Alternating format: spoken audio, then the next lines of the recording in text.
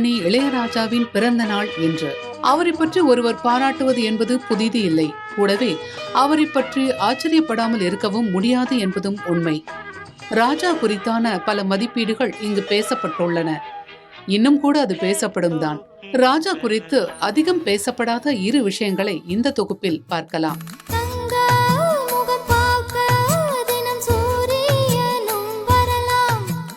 இளையராஜா என்றாலே அவர் இசையில் நிகழ்த்திய சாதனைகளை பேசி பேசி மாளாது.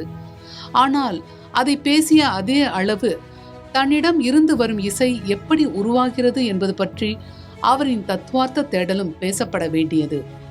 அவருடைய இசைக்காக அவர் பாராட்டப்படும் போது எல்லாம் அவர் சொல்வது ஒன்றே ஒன்றுதான்: இது என் மூலமாக வரக்கூடியது, ஆனால் என்னுடையது அல்ல. இந்த தெளிவுதான் அவரின் இத்தனை ஆண்டு கால அனுபவத்தின் பாடம்.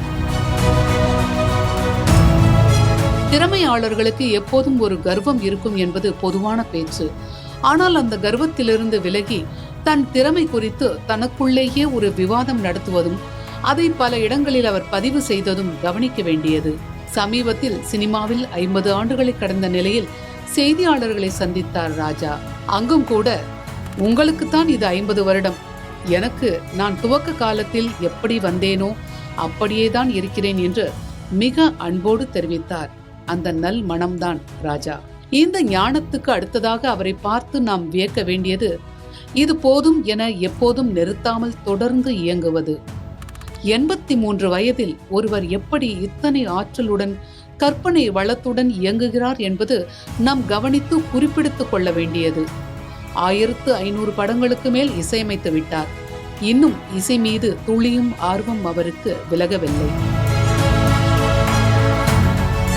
சினிமா ஒரு பக்கம் என்றால் சிம்பொனி மறுபக்கம் என இப்போது புதிய ஒரு முயற்சியை கையில் எடுக்கிறார். சினிமாவில் இயங்குவது என்ற ஒரு கம்ஃபர்ட் ஜோனிலிருந்து மாறி இசையின் வேறு சாத்தியங்கள் என்ன என்பதை நோக்கி அவர் செல்கிறார். இது போன்ற ஒரு கலை தாகம்தான் இளையராஜாவை ஒரு இளைஞனாகவே வைத்திருக்கிறது போல. அவரின் இயக்கம் இப்படி என்றால் அவரையும் சினிமா விடுவதாக இல்லை. மிஷ்கின் பல இடங்களில் சொல்வது போல, ஒரு இயக்குனர் ஒரு முறையாவது இளையராஜாவுடன் பணியாற்றிவிட வேண்டும் என்ற ஆர்வம் பலருக்கும் இருக்கிறது. அதனால்தான் அடுத்தடுத்து அவரின் இசைக்காக பல இயக்குனர்கள் வரிசை கட்டுகிறார்கள். மே 30ஆம் தேதி தனது முதல் சிம்பொனி வேலியண்டை சென்னையில் அவர் இசைத்தார். இதனைத் தொடர்ந்து இன்னும் சில நகரங்களிலும் இந்த கச்சேரியை நடத்த இருக்கிறார். சினிமா என எடுத்துக்கொண்டால் தியாகராஜன் குமாரராஜா இயக்கும் பாக்கெட் நாவல், கார்த்திக் சுப்புராஜின் புதிய படம், மாரி செல்வராஜின் மஞ்சனத்தி, இது போக இயக்குனர் பால்கி இயக்கத்தில் உருவாகும் தமிழ் படத்துக்கும் இளையராஜாதான் இசை. தமிழ் சினிமாவின் மிக முக்கியமான படங்கள் எல்லாம் ராஜா கையில். எனவே எதிரே அனிருத், சாய் என எத்தனை புதிய தலைமுறை வந்தாலும் போட்டிக்கு நிற்கும் அந்த ஒருவராக இளையராஜாவே இருப்பார். இதன் மூலம் நாம் புரிந்து கொள்ள வேண்டியது நேற்று இல்லை, நாளை இல்லை, எப்போதும் ராஜாதான்.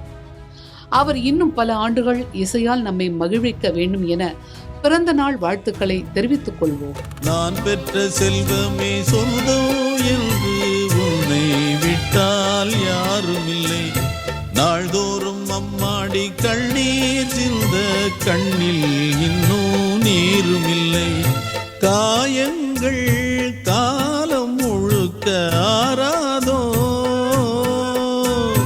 நான் செய்த பாவ கணக்கும் தீராதோ. மகிழம்பூவே எந்தன் மணிமுத்தே, குழலை போலே தினம் மழலை பேசும் இளம் பூங்கொத்தே.